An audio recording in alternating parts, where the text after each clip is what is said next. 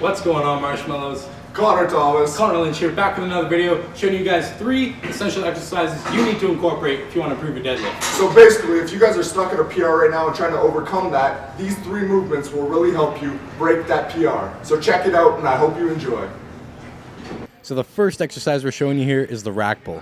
Rack pulls are great for building strength in your lower back, your glutes, and your hamstrings. So for a rack pull, you're going to want to set up the pins about right below your knees or a bit higher if you want.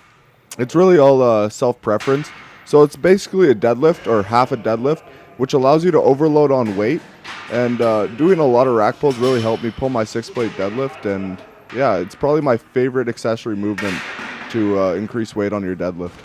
So for the setup of a rack pull, you're going to want to put your feet at a stance you would for a deadlift, and you can use a double overhand grip or a hook grip like you see here. The great thing about rack pulls is it allows you to use much heavier weight because it's a decreased range of motion. So as you can see, we still go for 1 reps on rack pulls, and it allows us to overload on the weight, so it prepares us for our future heavy PRs. Us being powerlifters, we like to go heavy, and having the decreased range of motion really helps us to get ready for a pull off the ground and get ready for our lockout. So yeah, if you're struggling with your lockout in a deadlift, this exercise is really going to help you, and that's why we included it in one of the top 3 exercises to improve your deadlift. Wait, watch this rock clip.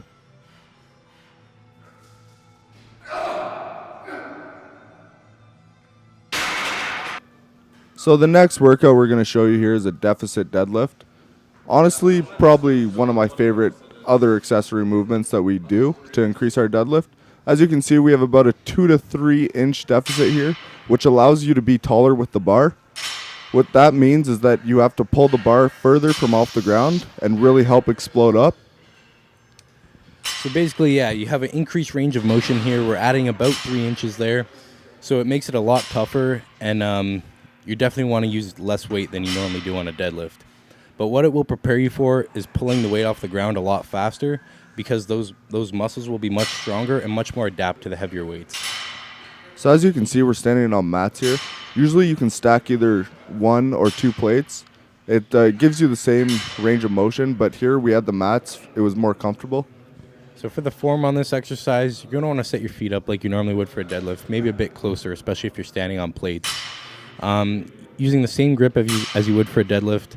But one thing you really want to watch out for is you want to make sure your back's not rounding too much. So the third and final exercise we're showing you to increase your deadlift is a stiff leg deadlifts.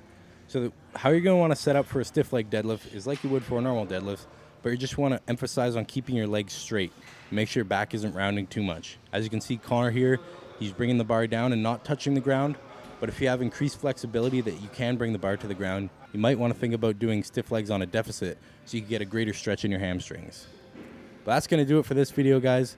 I hope you all enjoyed it. As always, Like, subscribe, and look for the other videos coming. I love you. we'll see you in that next video. Bye. Bye.